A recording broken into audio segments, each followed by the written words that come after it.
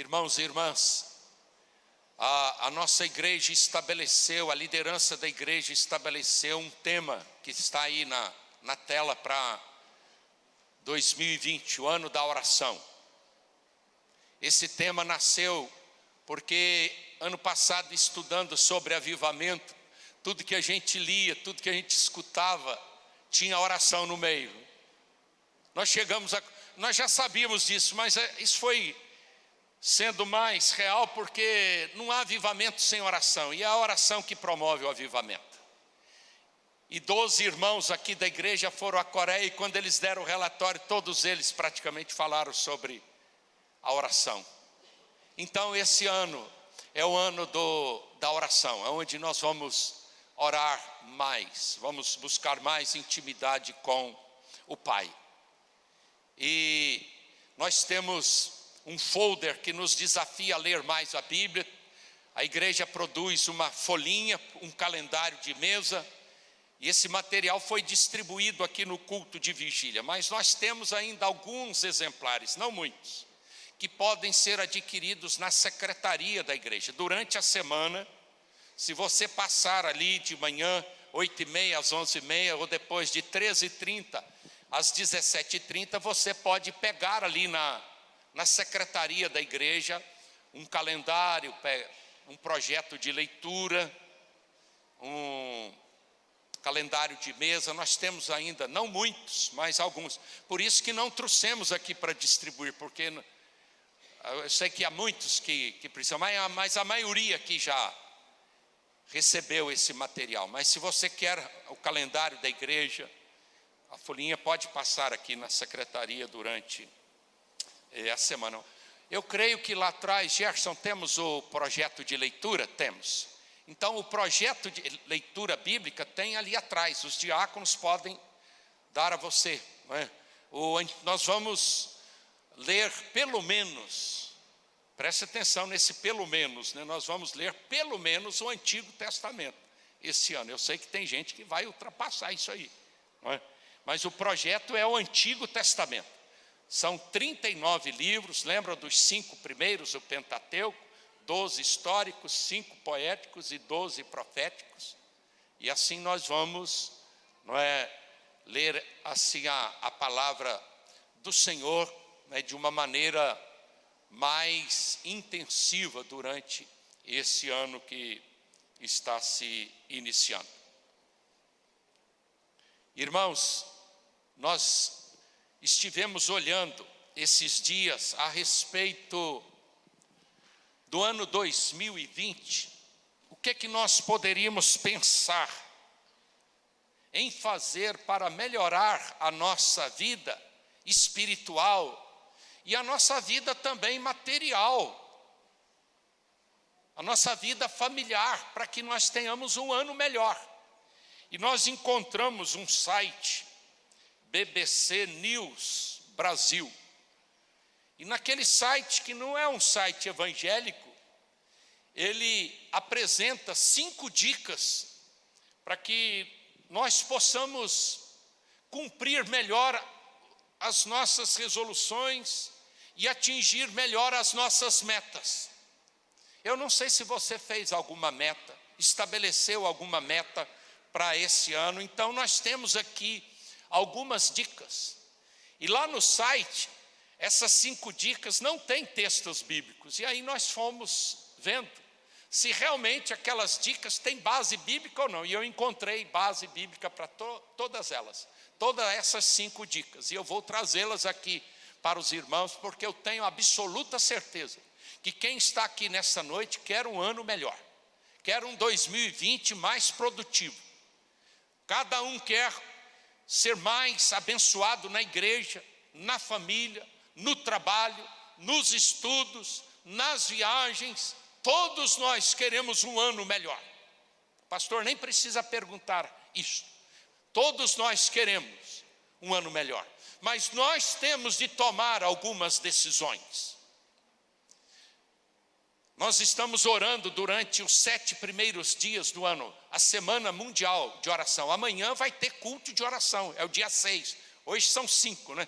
6 e fechando dia 7. de 1 a 7, os primeiros 7 dias do ano, todas as noites, como nós oramos aqui juntos, nós vamos orar. E teve uma noite que uma irmã, a irmã da SAF, foi na quinta-feira, trouxe aqui a história daquela mulher que há 12 anos tinha uma hemorragia, tinha percorrido vários médicos, não é? E tinha gastado todo o dinheiro que ela tinha e nada tinha resolvido. Então ela procurou os recursos humanos. Mas um dia ela disse: Jesus está passando aqui na minha cidade. E ela fez a parte dela. Ela entrou no meio daquela multidão. Ela superou aquela dificuldade e ela conseguiu chegar perto de Jesus. E Jesus estava caminhando, a multidão era grande, mas ela fez a parte dela. Ela tocou no Senhor Jesus. E quando ela tocou no Senhor Jesus, Jesus parou e disse: quem me tocou? Eu estou percebendo que de mim saiu o poder. E quando ela foi tocada, o que aconteceu? Ela foi curada. Mas ela fez a parte dela.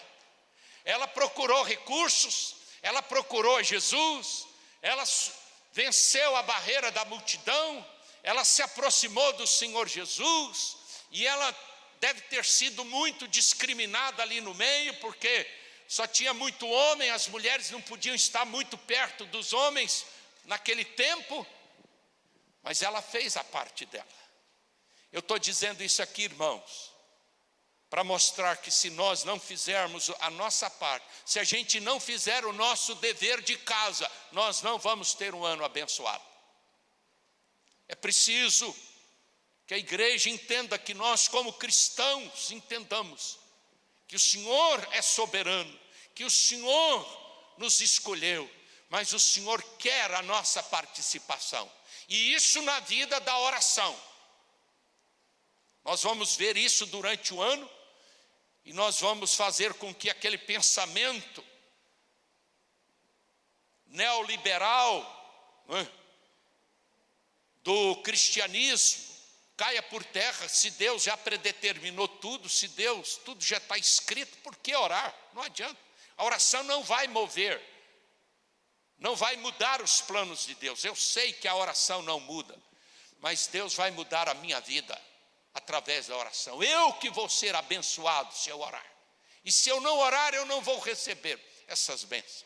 Por isso que Jesus disse: pedi e dar-se-vos-á. Buscai e achareis. Batei e abrir-se-vos-á. Pois todo o que pede, recebe. O que busca, encontra. E quem bate, abrir-se-lhe-á. E se você inverter essa ordem, é lógico que você vai entender: quem não pede, não recebe. Quem não busca, não vai achar. E quem não bate, a porta não vai ser aberta. E tem muita gente na igreja, tem muitos crentes que querem viver uma vida assim, meio zen, né, meio light na igreja. Eu só vou lá de vez em quando, meu Deus, já vai. E ele não quer nada. Não quer buscar, não quer compromisso, não quer se envolver, não quer pagar o preço.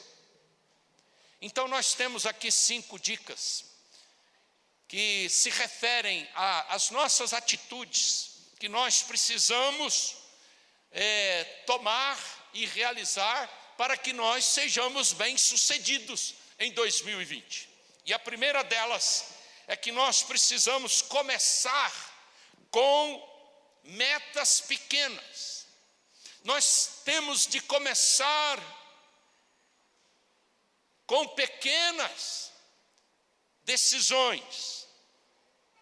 E eu queria que os irmãos acompanhassem. Nós vamos usar um pouquinho mais a Bíblia nessa noite. Eu queria que você acompanhasse a leitura em Provérbios 30. Eu imagino que tem gente que, quando vira o ano, ele fica pensando em coisas só grandes, né? Eu quero uma casa nova, eu quero muito, quero aumentar a minha conta bancária, eu quero engordar a minha conta bancária e etc.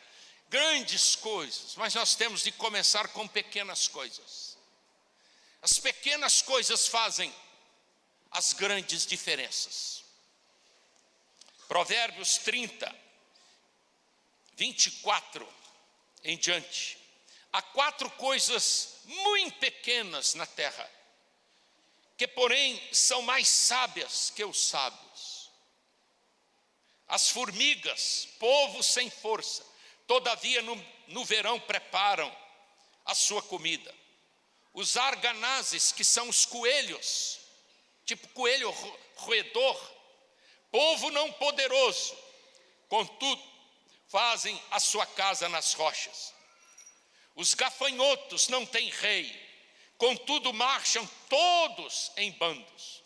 O geco é lagartixa. A lagartixa que se apanha com as mãos, contudo está nos palácios dos reis. Olham que exemplos pequenos, coisas simples, figuras pequenas, não é? A formiga, tem formiga que a gente não enxerga. Quem vai chegando a uma certa idade, se não colocar o óculos, não enxerga a formiga. Por isso que eles dizem que formiga é bom para as vistas, né? É para você fazer exame de vista, né? Quando você não está enxergando. Coisas pequenas, os coelhinhos, roedores, os gafanhotos. Gafanhoto não é só esbarrar nele, está caindo. Não tem consistência, né? Não tem força, né? Lagartixa. Mas essas pequenas coisas realizam grandes feitos. E eu gostaria de citar apenas 2 exemplos. O profeta Miqueias, nós estudamos isso em dezembro. Ele disse que Jesus iria nascer na cidade de Belém. E o profeta Miqueias disse: Belém, e tu, Belém Efrata, tu és pequena demais entre as demais. E foi naquela pequena cidade que nasceu o nosso Salvador.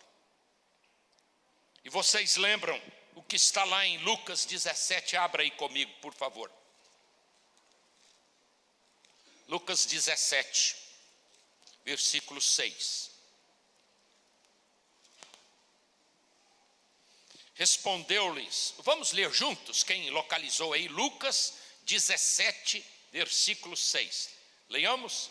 Respondeu-lhes o Senhor: se tiverdes fé como um grão de mostarda, direis a esta amoreira: arranca-te e transplanta-te no mar, e ela vos obedecerá. Se tiverdes fé, de que maneira? Como um grão quase invisível, você vai fazer grandes coisas.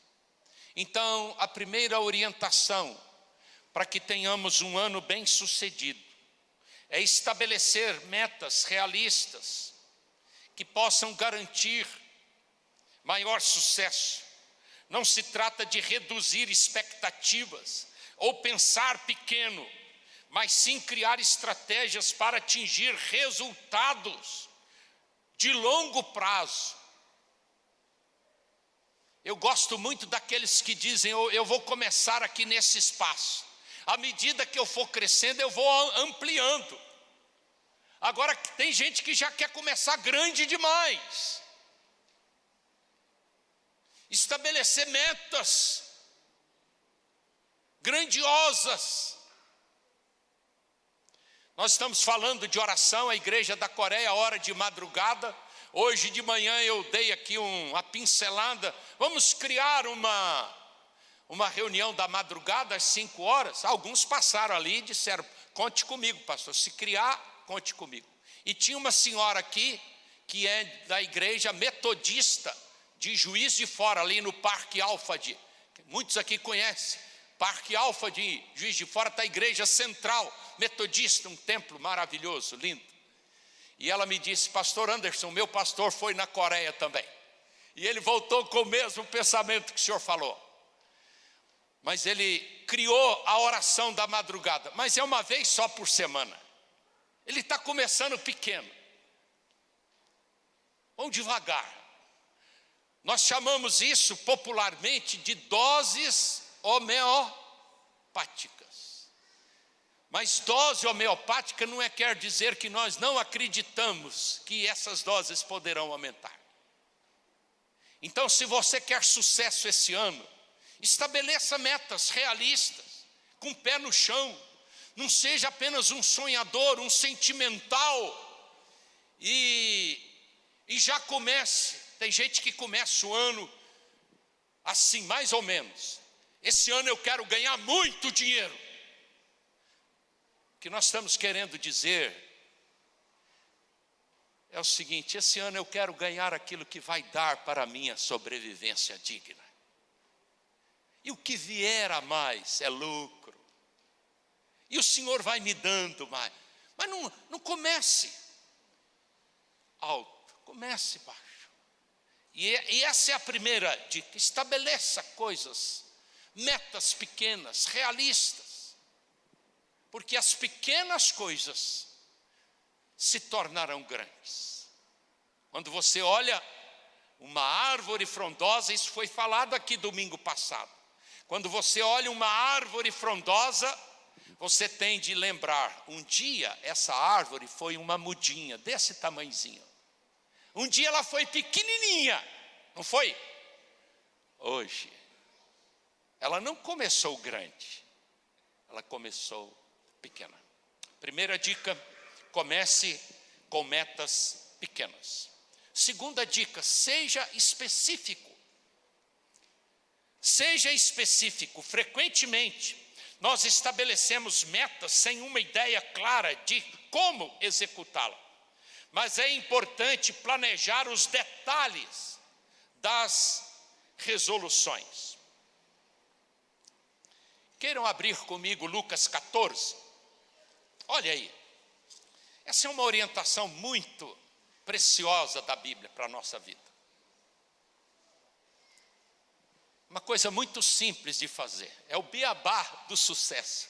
É só praticar isso que Jesus está ensinando aqui em Lucas 14, a partir do versículo 25. Grandes multidões o acompanhavam e ele voltando-se lhes disse: se alguém vem a mim e não aborrece a seu pai, mãe, e mulher, e filhos, irmãos e irmãs, ainda a sua própria vida, não pode ser meu discípulo.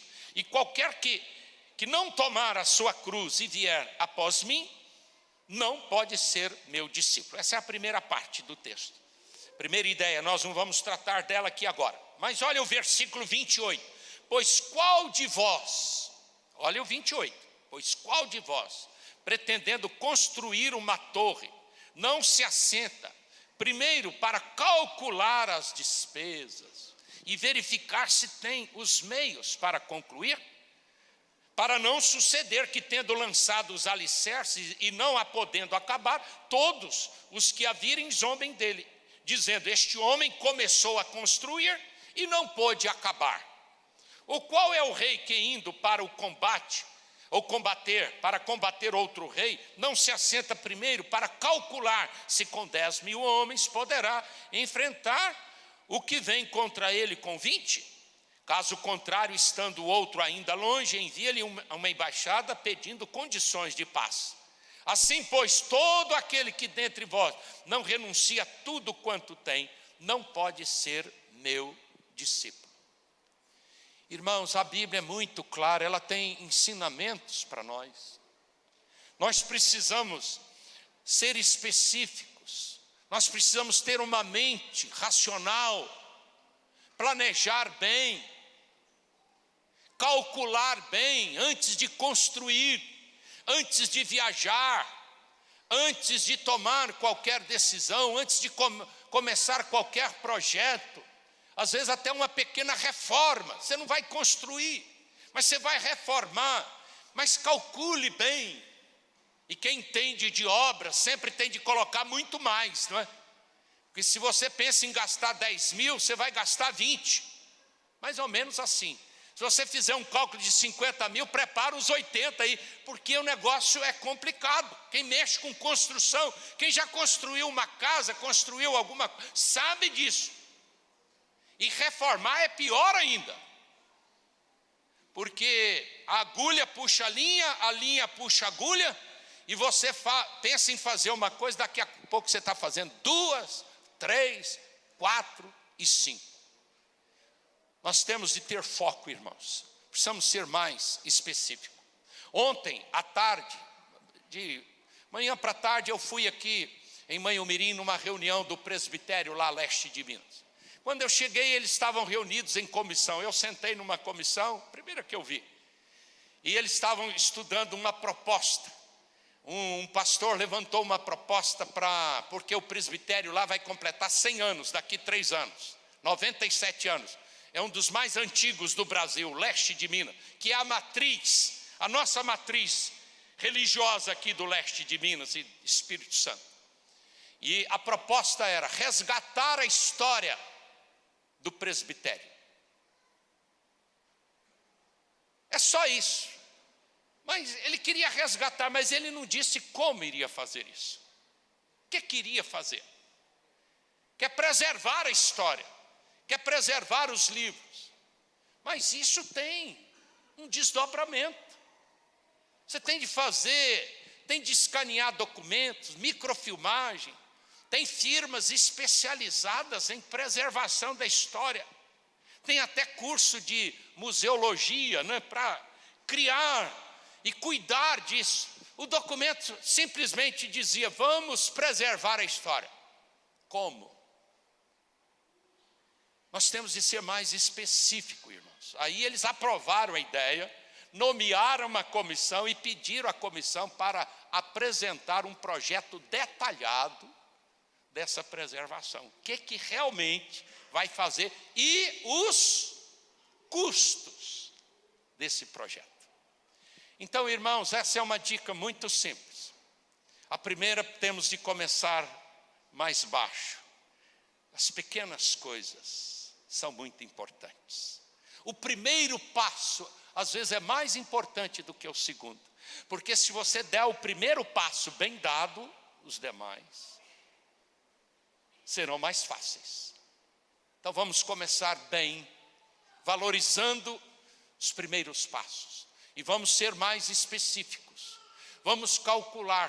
Jesus disse: olha, vai ser vergonhoso para você começar uma obra e não poder concluir. Todo mundo vai passar e vai zombar da sua cara, vai dizer: olha, ele começou e não terminou, porque ele não calculou, ele não planejou, ele não gastou tempo planejando, ele não foi específico, ele ficou só no geral, mas ele não fez o detalhamento. Quem conhece de projeto sabe muito bem do que eu estou falando, é o detalhamento. Cada fase do projeto tem a sua importância. E se nós não cuidarmos desses detalhes, nós não seremos bem-sucedidos. Terceira dica: busque uma rede de apoio. Você não vai ser feliz sozinho, você não vai conseguir nada sozinho. As suas metas, os seus sonhos só serão concretizados se você buscar uma rede de apoio. É preciso encontrar outras pessoas dispostas a entrar nessa jornada com você, para ser uma ótima fonte de motivação. Quando divulgamos nossos projetos, as chances de seguirmos adiante com eles são maiores.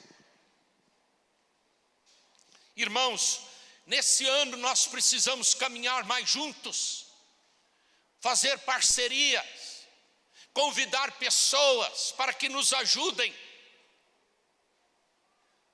Nós hoje falamos de presbíteros e diáconos pastoreando, ajudando pessoas, porque nós precisamos uns dos outros. Um dos exemplos maiores de liderança do Antigo Testamento é um homem chamado Neemias. Neemias estava confortavelmente lá na corte do rei Artaxerxes, na cidadela de Suzã. De repente chegou o irmão dele, chamado Anani, e Neemias virou e fez a pergunta. Tem hora que você tem de pensar bem antes de perguntar, porque senão você vai receber resposta que às vezes você gostaria de não receber. Mas Neemias perguntou: como que estão os meus patrícios, aqueles que não foram para o cativeiro, como que eles estão lá em Jerusalém? E o irmão dele disse: eles estão na pior. Os inimigos destruíram os muros, os templos. Eles estão passando fome e necessidade. E Anani deu um relatório negativo para Neemias. Sabe o que Neemias fez? Dobrou os joelhos. Primeira coisa que ele fez, ele chorou. E aí ele foi orar, foi jejuar. E Deus disse para ele: vai lá, Neemias, ajuda os seus parentes a recuperar, mudar essa história. E ele ficou em oração, ele se aproximou do rei, o rei liberou tudo que ele precisava. Mas olha o ponto principal, preste atenção nisso: Neemias não foi sozinho. Neemias levou consigo muitos homens, e a obra que ele fez de reconstrução, que foi uma obra num tempo recorde, ele gastou apenas 52 dias para reconstruir os muros. Se você ler o capítulo 3 de Neemias, você vai ver uma lista de homens e de famílias que se colocaram à disposição de Neemias. E Neemias foi estrategista, ele pegava glebas, grupos, e colocava para trabalhar num trecho do muro, pegava outro grupo e colocava lá no outro trecho, levava uma outra equipe no outro trecho. Ele conseguiu fazer, mas ele não fez sozinho. Ele criou uma rede de ajudantes. Tem gente que acha que é tão bom, que é tão poderoso: eu faço sozinho, eu vou sozinho, eu consigo sozinho, eu não preciso de ninguém, eu não preciso do meu pai, nem da minha mãe, nem do meu marido, nem da minha esposa, eu não preciso de ninguém, ninguém da família. Não faça isso. Depois estude Neemias, você vai ver que esse homem conseguiu concretizar os sonhos do seu coração. Ele atingiu as metas que ele estabeleceu, porque ele criou uma rede de ajudantes. E eu não preciso tecer agora o comentário sobre o Senhor e Salvador Jesus Cristo. Quando Jesus pisou aqui a terra e iniciou o seu ministério, ele passou uma noite em oração. E depois daquela noite, o que ele fez? Ele chamou 12 apóstolos. Lembram dos 12? Jesus criou uma rede de apoiadores. Jesus disse: eu vou fazer a obra, mas eu quero que pessoas façam comigo. Então essa é a terceira dica, para que nós possamos cumprir as nossas resoluções, atingir as metas. Nós precisamos buscar uma rede de apoiadores. Hoje em dia nós falamos em parcerias, parceiros, profissionais. Podemos criar os médicos, não é? Os odontólogos nos dão essa ideia para nós. Há prédios, aqui mesmo em Manhuaçu, nós temos clínicas com vários médicos, todos eles trabalhando ali em parceria.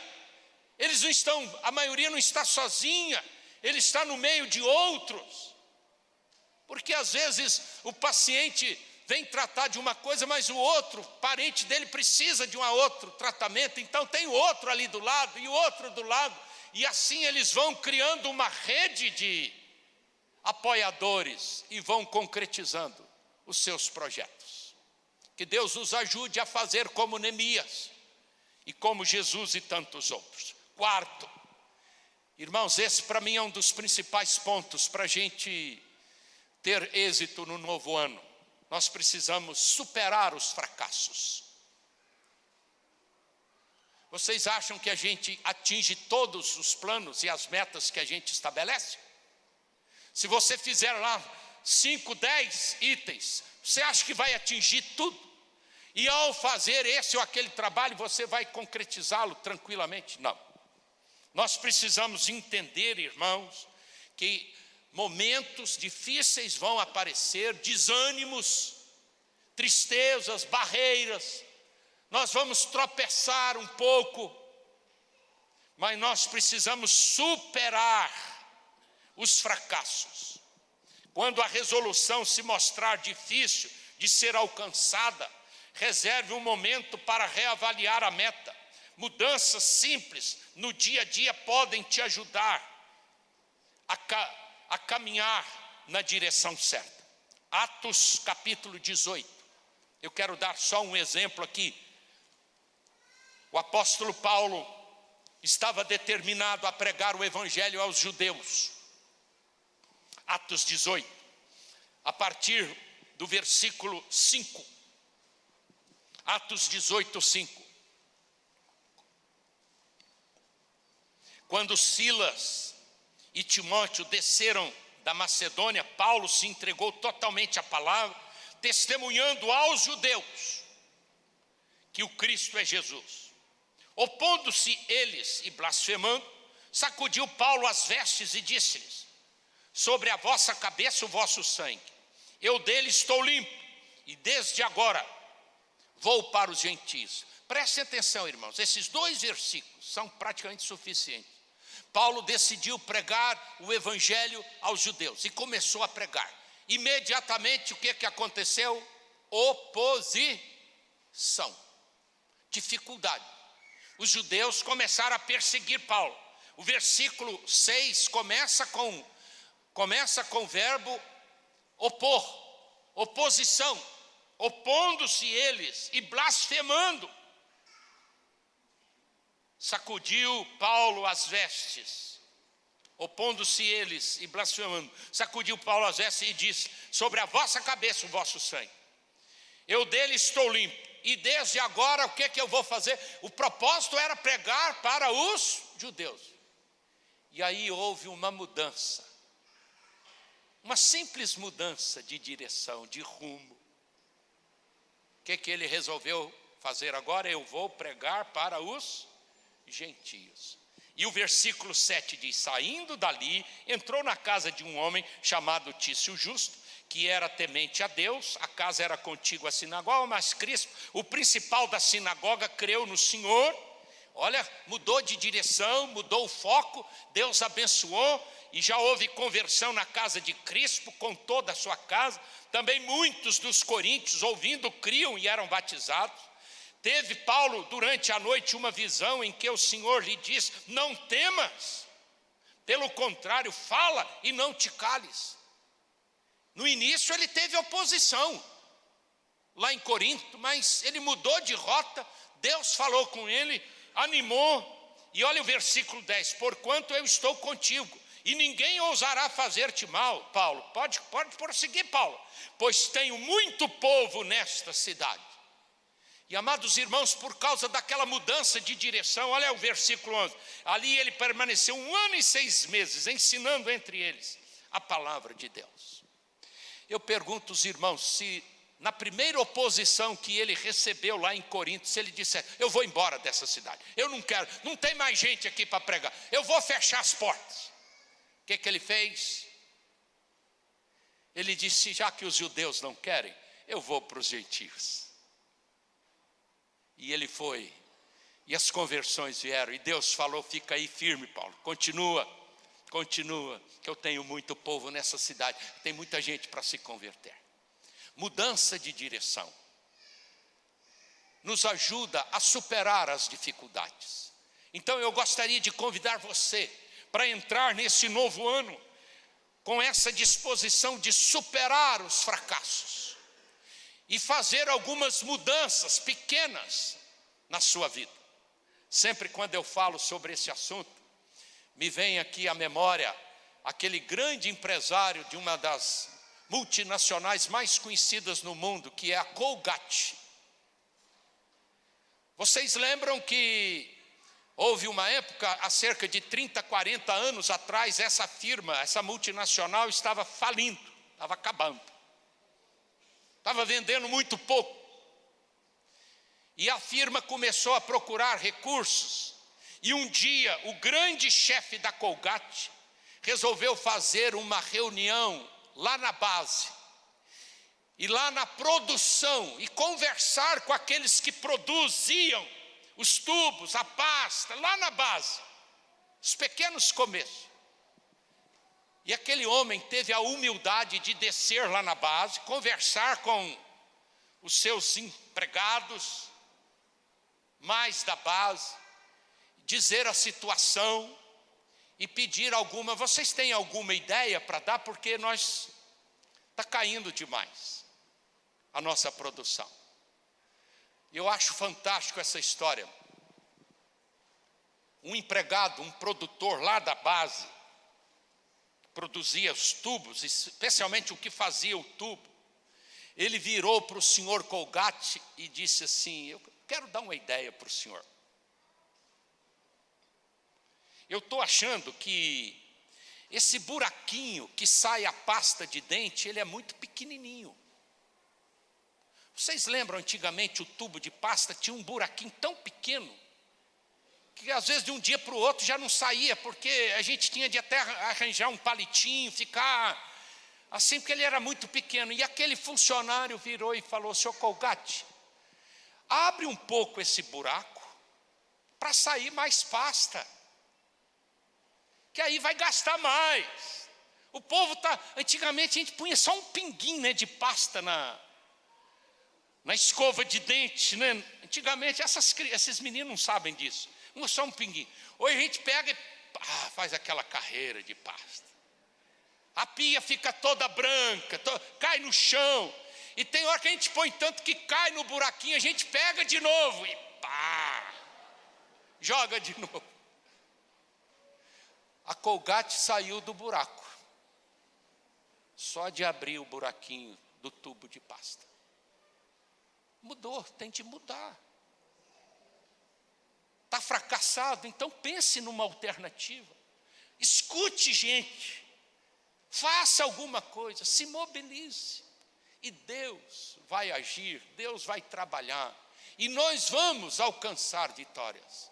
Fracasso, irmãos, momentos de desânimo não significam derrota na nossa vida. Alguém aqui sabe que os chineses gostam muito da palavra crise. Eu não conheço o idioma deles, mas eu li uma vez que para o chinês, crise, a palavra crise significam duas coisas. Primeiro, sofrimento, dor. E a segunda coisa, oportunidade. Preste bem atenção nisso. Para o chinês, crise significa dor, tristeza, sim, machuca. Mas significa também uma oportunidade que eu tenho para vencer. Então vamos pedir a Deus que nos ajude para que possamos superar os fracassos. E a última ideia, irmãos, alinhe suas resoluções com os planos de longo prazo. As melhores resoluções são aquelas que te ajudam a alcançar uma parcela de um plano de longo prazo, em vez de serem metas vagas e abstratas. As pessoas que só se apegam às forças de vontade geralmente falham. Não existe em pedir ajuda para superar os obstáculos, ou não existe tristeza, parece que faltou uma palavra aqui, não existe tristeza, não existe vergonha em pedir ajuda para superar os obstáculos que surgirem no caminho. Então nós precisamos entender isso, amados irmãos. Nós precisamos entender que nós vamos alcançar resultados ao longo do prazo, ao longo da vida. Não seja imediatista. Não seja daquele que quer plantar hoje e colher amanhã. Eu quero terminar com a palavra de Salomão, escrevendo no livro do Eclesiastes, 2 versículos apenas. Livro do Eclesiastes, capítulo 3. Eclesiastes 3, versículo 1. Você sabe bem disso, muitos sabem. Tudo tem o tempo determinado, e há tempo para todo propósito debaixo do céu. E ele vai aqui transcrever tempo disso, tempo de plantar, tempo de colher.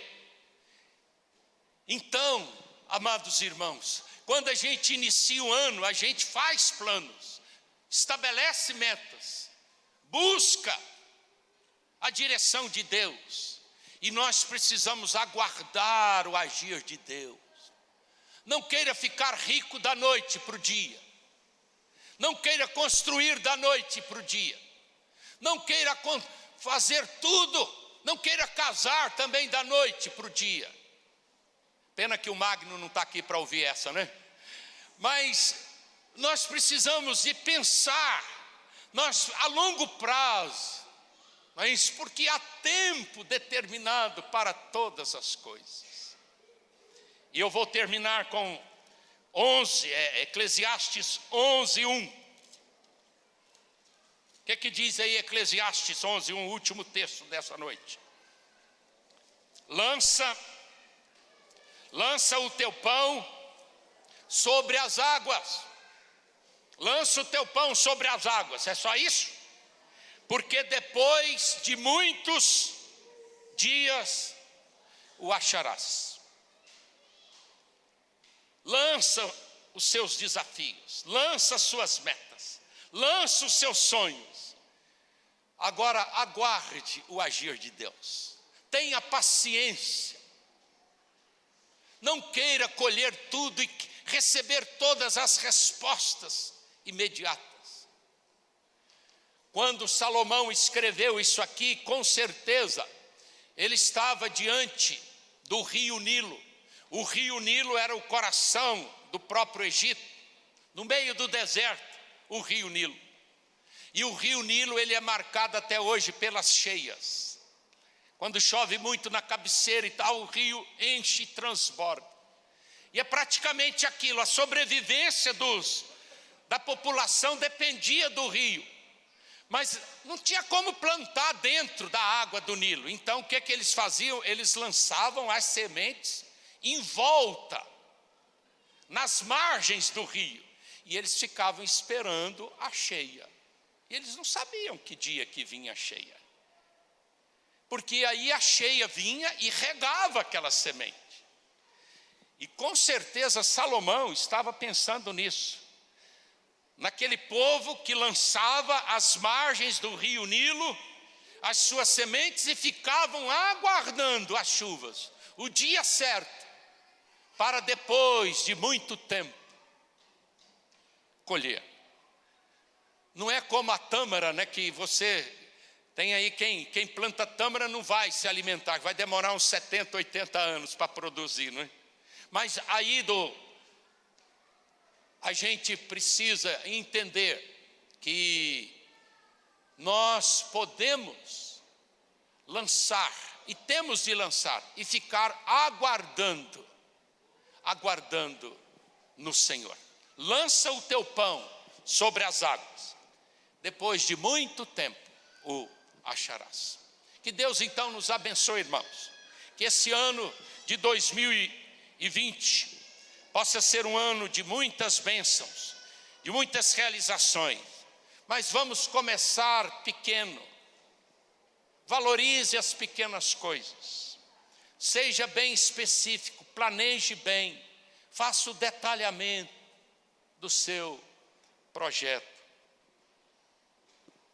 É mais ou menos assim, irmãos. Arranje o dinheiro primeiro para depois comprar. Não compra antes de ter dinheiro, porque tem gente que compra sem ter dinheiro. Vai se dar mal. Planeje primeiro. O crente tem de ser um bom administrador dos seus recursos. Tenha uma rede de apoio, procure parcerias, supere os fracassos quando aparecerem e alinhe suas resoluções com planos de longo prazo. Aguarde no Senhor. Lança o teu pão sobre as águas e saiba que depois, às vezes, de muitos dias, você vai colher, você vai receber. De repente não vai ser em janeiro, vai ser em fevereiro. De repente não vai ser em fevereiro a explosão, vai ser em abril. Quem sabe vai ser em julho que as coisas vão se concretizar na sua vida, nós não sabemos. Mas lança o teu pão sobre as águas. Que Deus nos ajude para que essas dicas bíblicas, essas orientações bíblicas nos ajudem a ter um ano mais abençoado pelo Senhor. Amém, irmãos? Vamos nos colocar de pé nesse momento.